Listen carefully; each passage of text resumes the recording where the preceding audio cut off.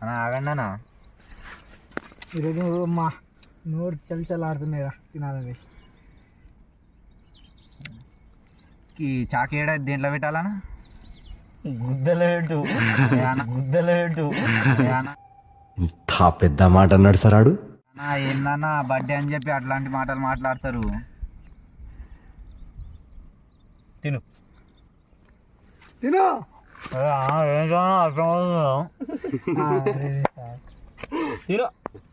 తిను అరే అన్న అట్లా చేస్తారన్నా మీరు ఇప్పుడు? తినరా, ఏం కాదురా, బర్త్డే రా.